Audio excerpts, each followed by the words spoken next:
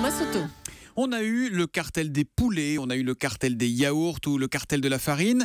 Voilà, Axel de Tarlé, le cartel des loueurs de voitures. L'autorité de la concurrence enquête très sérieusement en ce moment sur une entente possible entre les grands réseaux type Europcar, Hertz ou Avis. Est-ce qu'ils se seraient entendus sur les prix? C'est ça la question en fait. Eh bien oui, c'est le Figaro qui sort cette affaire. Cela concernerait 6 loueurs de véhicules, donc Europcar, Avis, Hertz, Citer, Sixt et Ada.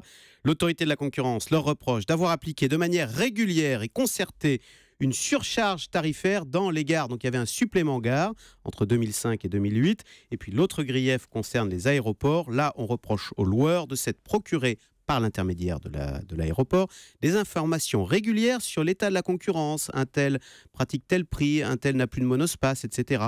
Donc on voit bien là l'intérêt de la manœuvre. Quand le client arrive ingénu dans une gare ou dans un aéroport et qu'il veut louer une voiture, eh bien, il se retrouve un peu coincé. Si tout le monde est au même prix, il est obligé de payer le prix fort.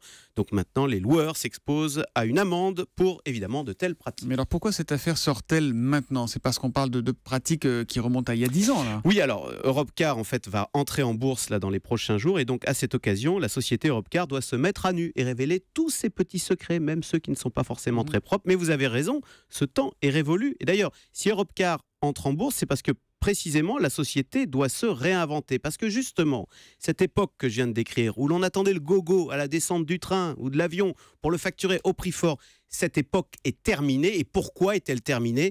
Eh bien, il y a eu Internet. Le client maintenant se renseigne avant de partir et il arrive à obtenir des prix plus bas. Et puis surtout, avec Internet, vous avez maintenant des sites de covoiturage, des sites d'autopartage. C'est un peu comme avec l'hôtel et Airbnb d'un côté. C'est exactement la même chose. Où on loue la voiture au particulier, c'est 10 fois moins cher. Et on peut éviter le loueur de voiture. Donc ce ne sont plus les opérateurs historiques qui fixent les prix, ce sont maintenant les clients qui fixent les règles du jeu.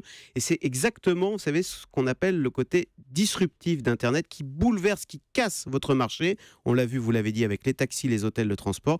Partout, le consommateur reprend la main.